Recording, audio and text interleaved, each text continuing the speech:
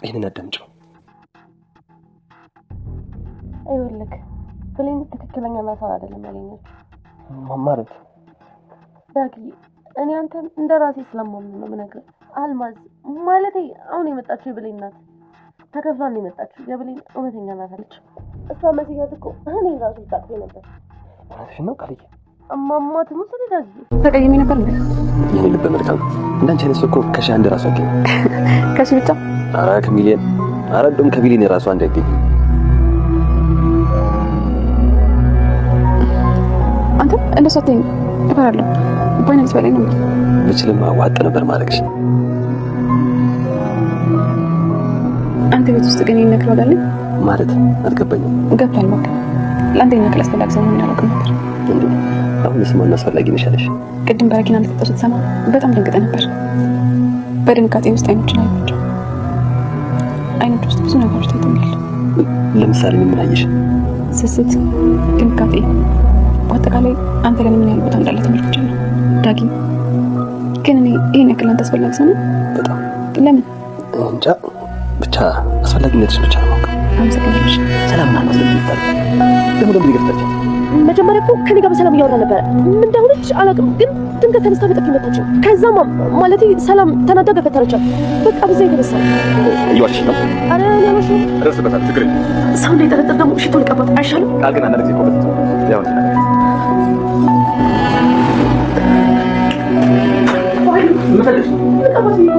ምን ያስፈራሻል? እንዴት አልፈራም? ሪሳ እኮ ነው የተጋደመው። ምን እንዳታርግሽ ተነስታ አታርግሽ።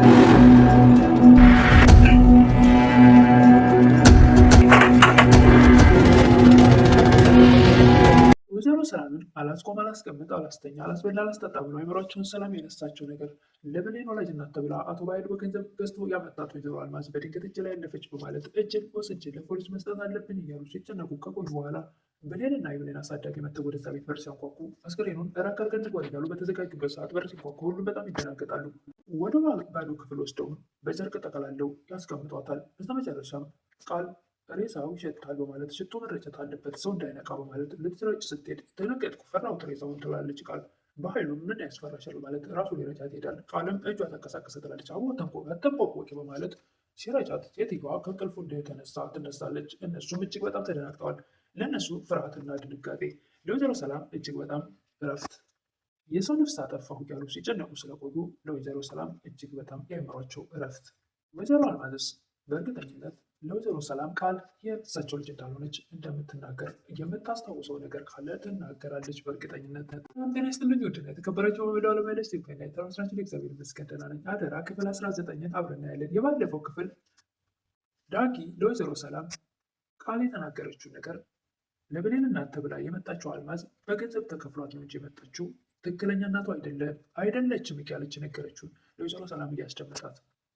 ወይዘሮ አልማዝና ቃልም እጅግ በጣም ይደነግጣሉ። እንዴት ይሄ ልታደርግ ይቻልች? አንዳንድ ነገር ሲነጋገሩ ወይዘሮ ሰላምም ቃልንም አፈርኩብሽ፣ እንዳንቺ አይነት ልጅ የለኝም፣ እንዴት እንደዚህ ታደርጊያለሽ? መፈልገሽ ነው ከዚች ምስኪን ልጅ በማለት ሴትዮዋንም አንቺ ሴትዮ ምን ብለሽ ነው እንደዚህ ልታደርግ የቻልሽው? ለገንዘብ ብለሽ ነው እያለች ስትል የመጣችዋ ሴትዮ ሴትዮ እባክሽ የራስሽን ጉዳይ አታውቂ፣ ሰው ላይ አታፍጥጪ እያለች ቃላት ስትናገር ቃልም እናቴን ተናገርሽ በማለት በጥፊ ትላታለች። ነገር ግን ለራሷ አስባ እንጂ ለወይዘሮ ሰላም ስለተናገረቻት አይደለም። የራስሽን ጉዳይ አታውቂ ስትላት ቃል የሷ ልጅ እንዳልሆነች ልትናገርብኝ ነው በማለት ነበር በጥፊ የመታቻት። ወዲያውኑ ወይዘሮ ሰላም ግብ ግብ ከሳቸው ጋር ገጥመው ወርውረው ከፍትረው ሲጥሏት ሴትዮዋ ወዲያው ጸጥ ያለች ነገር ነበር የመሰላቸው። ምንም እንኳ ስትገፈተር ሴትዮዋ ግድግዳው ቢመታትም ነገር ግን ራሷን ስታ ለረጅም ሰዓታት ከቆየች በኋላ እንግዲህ በስተመጨረሻ ሴትዮዋ ነቅታለች። ለብሌንም አስክሬኑን አፋፍሰው ወደ ባዶ ክፍል ካስገቡ በኋላ በር ትከፍታለች ወይዘሮ ሰላም። ወይዘሮ ሰላም በር ስከፍት እጅግ በጣም ተደናግጣ ነበር እና በር ላይ በሩን ዘግታ ስትቆምባቸው ወይዘሮ ገነት ወደ ውስጥ አንገባም እንዴ ይላሉ። እሺ እንግባ ብለው ወደ ውስጥ ይገባሉ። ትንሽ ከቆዩ በኋላ እናቴስ ትላለች ብሌን። ብሌንም የሚነግራት ሰው ስታጣ መለሱልኝ እንጂ ለምንድን ነው የተደናገጣችሁት ትል ነበር። ወይዘሮ ሰላምም ተጨንቀው ያለቅሱ ነበር። እትዬ ምን ሆነች ነው የምታለቅሽው ትል ነበር ብሌን። ብሌን ይቅርታ አድርጊልኝ እናትሽን ብለው ካንደበታቸው ሊወጣ ሲል ዳጊ ነገሮችን አስቀይሶ ብሌን እናትሽ ሄዳለች ይላል። ወደ የት ሄደች ትላለች ብሌን። ቤተሰቦቿ ጋር አሁን እረፍት አድርጊ በኋላ ሁሉን ነገር እነግርሻለሁ ይል ነበር ዳጊ። ሰላምም በግልጽ ሊነግሯት ነበርና ለብሌን ወደ አሁኑ ዳጊ ይህን ሀሳብ ሲያመጣ ተመስገን ብለው ወደ ሰማይ ቀና ብለው ያመሰግናሉ። አሁን እረፍት አድርጊ በኋላ እናወራለን ይላል ዳጊ በተደጋጋሚ። ብሌን አሳዳጊ ወይዘሮ ገነት ግን እዛ ቤት የሆነ ነገር እንደተፈጠረ እጅግ በጣም እየተጠራጠሩ ነበር። የሆነ ነገርም አለ፣ ሰላም ፊቷ ልክ አይደለም ይሉ ነበር። እንዴት ልጇን ጥላት ትሄዳለች? ለነገሩ የቷን ስልክ ሰጥታኛለች፣ ደውዬ ያረጋግጣለሁ ትል ነበር ወይዘሮ ገነት። ብሌንም ወደ ክፍል ወስደኝ በዛ ባርፍ ይሻላል ትል ነበር ዳጊን። ዳጊም እሺ ብሎ በደስታ ይወስዳታል። ይቅርታ አደረግሽልኝ ማለት ነው ይላት ነበር። ተቀይሜ ነበር እንዴ ትል ነበር ብሌን። የኔ ልቤ መልካም፣ እንዳንቺ አይነት ሰው እኮ በጭራሽ ከሺህ አንድ ከተገኘም ጥሩ ነው ይላት ነበር። እንጃ ትላለች ብሌን። አረ ከሚሊዮንም አልፎ ከቢሊዮን ይል ነበረ። ብሌንም ዳጊ ፍጥጥ ብሎ ሲያያት አረ እንደዚህ አትይኝ እፈራለሁ እኮ ምንድን ነው ልትበላኝ ነው እንዴት ይል ነበር። ብችልማ በወጥሽ ደስ ይለኝ ነበር እያለ ዳጊ ነገሮችን አረሳስቶ በኃይሉና ወይዘሮ ሰላምም ከብሌን ጋር እንደዚህ የዳጊ መቀራረብ ባይፈልጉትም ነገር ግን አሁን እነሱ ውስጣቸው ስለተረበሸ ዳጊና ብሌን የፈለገ ነገር ቢያደርጉም እነሱ ቦታም የላቸው። ያን አስክሬን የት እናድርገው ምን እናድርግ ከማለት ውጭ ምንም ሌላ ሀሳብ አልነበራቸውም። ዳጊና ብሌን ግን ዳግም ይሆን የልቡን መናገር የሚናገርበት ሰዓት ሆኖለታል። ብሌንም ለእኔ የዚህን ያክል ቦታ አለ እንዴ እያለች የወዳቸውን የሚመካከሩበት ሰዓትና ጊዜ ሆኖላቸዋል። በስብቡ ቃል ብትሆን ዳጊ ከብሌን ጋር እንደዚህ ሲቀራረብ በፍጹም አትፈልግም ነበር። ነገር ግን አሁን ያስጨነቃት ነገር ያን አስክሬን የት እናድርገው ስለሆነ ማንም ይህንን ቦታ ሊሰጠው አልቻለም። ወይዘሮ ገነትም ለወይዘሮ ሰላም አደራ ልጅ ላንቺ ሰጥቼ ነው የሚሄደው ተንከባከቢያት ትል ነበረ።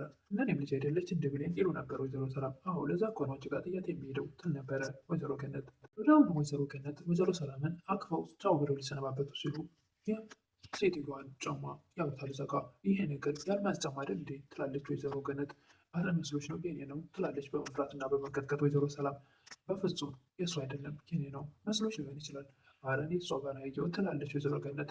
እንደዚህ አይነት ጫማ እሷት ከዛም ብለሽ አስበሽ ነው ትል ነበር ወይዘሮ ሰላም። እንደዛ ለማለት ፈልጌ አይደለም፣ ለማንኛውም ደህና ዋይ ብላ ወይዘሮ ገነት ወደ ቤት ልትሄድ ስትል በእርግጠኝነት የሆነ ሚስጥር አለ እዚህ ቤት ትል ነበር። ኃይሉና ቃልም ወይዘሮ ሰላምን አይዞሽ ምንም አትሆኝም አረፍ በይ ብለው ሶፋ ላይ ያስተኛታል።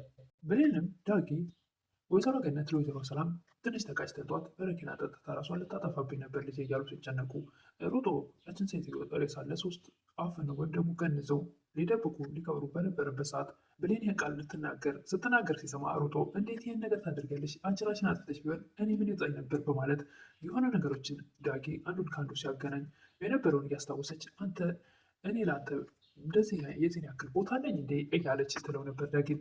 አንተ ይህን ያክል አስፈላጊ እኔን አላውቅም ነበር ትል ነበረ ብሌን። አሁንስ ማን አስፈላጊ ነሽ ያለች እያለ ዳጊ ፈገግ ይል ነበረ። ቅድም እኮ በረኪና እንደጠጣው ስትሰማ እጅግ በጣም ደንግጠህ ነበር ትል ነበር ብሌን። በድንጋጤ ውስጥ አይኖችን ያዩዋቸው አይኖቼ ውስጥ ደግሞ ብዙ ነገር ታይቶኛል ትል ነበር ብሌን። ምሳሌ ምን አየሽን ነበር ዳጊ። ስስት፣ ድንጋጤ፣ በአጠቃላይ ለእኔ ብዙ ቦታ እንዳለ ገምቻለሁ ትል ነበር ብሌን። ምንም የዚህን ያክል እናንተ ቦታ ያለ ሰው ነኝ ትል ነበረ። ግን ለምንድን ነው ትለው ነበር። ለምን እንደው አላውቅም፣ ግን ደግሞ ለእኔ ቦታ አለሽ አንቺ ቦታ እንዳለች ብቻ ነው የማውቀው ይል ነበረ ዳጊ። ግን ለምንድን ነው ራስሽን ለማጥፋት የወሰንሽው? እኔ እንደዚህ አይነት ሰው እንዳሮች ነው የማውቀው። አንቺ ታጋሽና ተስፋ የማትቆርጪ በጣም መልካም ልጅ ነሽ ይላት ነበር። ልብ ያላት ፍጹም ተስፋ የማትቆርጥ ይላት ነበር። ግን እንደዚህ አይነት ሰው ነሽ እንዴት ራስሽን ለማጥፋት ወሰንሽ ነበር ዳጊ። አሳዳጊ እናቴ ወላጅ በመምጣቷ እኔ ልትወስደኝ ስለሆነ እጅግ በጣም ከፍቷት ነበር። ስለዚህም ራሷን በረኪና ጠጥታ ራሷን ልታጠፋ ነበር። እሷን ለማስተባበር ብዬ ነው ያደረግኩት እንጂ ብዙ አልጠጣሁትም ትል ነበር ብሌን። በዛ ላይ ደግሞ ወላጅ እናቴ መጥፎ ነገር ተናግራት እጅግ በጣም ልቧን ሰብሯታል እሱ ነገር። ወይዘሮ ሰላምም ሳሎን ሶፋ ላይ ካስተኙበት ቦታ ላይ ሆነው እጅግ በጣም በህልማቸው እየመታች ሴትዮዋ እንዴት እንዳደረጓት እንደወረወሯት እያስታወሱ መተኛትም አልቻሉም። ወይዘሮ ሰላምም ብሌን ወዳለችበት ሂደው ከብሌን ጋር አብረሽ መተኛት ትችላለህ ይላሉ። በጣም ደስ ይለኛል በማለት አብረው ይተኛሉ።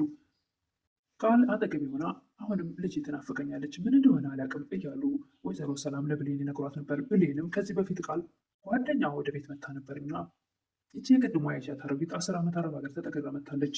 እናም አንድ ከዚህ ወንድም አላት። ገንዘቧን ወደ ስሙ ለማድረግ እሷን እኔን የውሸት ልጅ አድርጎ ነው ወደዚህ ቤት ያስገባኝ እያለች የምትናገረውን ቃል ብሌንም ታመላለስ ነበር። ያስታወሰች ደግሞ ልጇ እንደሆንኩ ነው የምታስበው ያለች ለጓደኛዋ ትናገር ነበረ። እና እኔ የምፈልገው አንድ የሆነ ፍላሽ አለ እሱን ዘብጥያ የሚያወርድ ወንድም እየሆን ደግሞ እኔ ሀብቱን አንዴ ብቻ በስሜ ዙር ትል ነበረ። እንዴት ነው ልትወርሽ የምትችው ትል ነበር። ሰላም እንግዲህ እያስሯ ትል ነበር። ይህን ነገር እያስታወሰች ነበር ብሌን። ወይዘሮ ሰላምም ብሌን በሀሳቧ ጭልጥ ስላለች የት ሄድሽ እያሏት ነበረ። አይትዬ የእናትነት ወድሽ ቃል ልጅሽ እንዳልሆነች ብታውቂ ጥሩ ነበር ትል ነበር ብሌን። እውነተኛ ልጅሽ ግን የት ይሆን ያለችው ትል ነበር ብሌን እራሷ መሆኗን አላወቀች። ዳግም ወደ ወላጅ እናቱ ቤት ምንም እንኳ እናቱ እንደሆነች ባያውቅም እሷም ልጇ እንደሆነ ባታውቅም ነገር ግን ሲተያዩ የሆነ ነገር እንደሚሰማቸው ልባቸው ይነግራቸዋል እና ስጦታ ይዞላቸው ይሄዳል። እሳቸውም እጅግ በጣም ይደሰታሉ። እየመረቁትም ነበር። እሳቸውም ልቀፍሽ ብሏት ስታቅፈው የልጄን ድሮ ሳቅፈው የሚሰማኝ ስሜት ተሰማኝ ይሉ ነበር። እኔም እናቴን ሳቅፋት የሚሰማኝ ስሜት ነው የተሰማኝ ይባባሉ ነበር ሁለቱም። ብሌንም ወይዘሮ ሰላምን እንቅልፍ እምቢ አለሽ እንዴ? እናቴ እኮ እንቅልፍ እምቢ ሲለኝ ፀጉሯን እንቅልፍ እምቢ ሲላት ፀጉሯን አሻሽላት ነበር። አንቺንም ልሽልሽ እንዴት ትል ነበር? ፀጉር የሚያሻሽው እኮ እናት ለልጁ ነው ትል ነበር ወይዘሮ ሰላም። ብሌንም እናትስ ልጅ ስለ እናቷ ብታሽ ምን ችግር አለው ትል ነበር። ሌላ ጊዜ አሁን በቃ ተኝ ትላለች ወይዘሮ ሰላም። ወይዘሮ ሰላምም እኔ እኮ ነፍሰ ገዳይ ነኝ አንቺን ሰው ብና ያለሽ ይሉ ነበር። አቶ በኃይሉም ሰላምን ወደ ክፍሏ ሄዶ ሲያጣት ወደ ብሌን ክፍል ይሄዳል። እናትና ልጅ ተጣብቃችሁ ተኝታችኋል። እናንተን ለመለያየት የማልፈለግከው ድንጋይ የለም። ጭራሽ እናንተ እንደ መስለሽ ተጣብቃችኋል ይል ነበር። የምፈልገው ላግኝ እንጂ ለምን ተቃቅፋችሁ ወደ መቃብር አትወርዱም ይል ነበር አቶ በኃይሉ።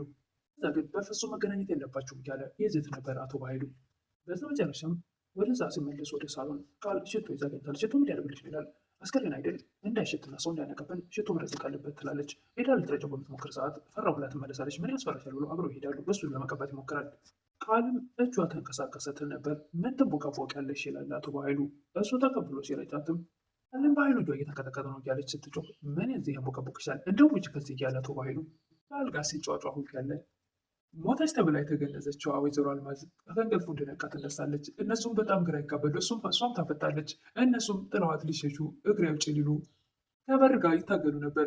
የሚያደርጉትም ግራ ገብቷቸዋል። ሴትዮዋም እነሱ ላይ አፍጥጣለች። እነሱም ተጨንቀዋል።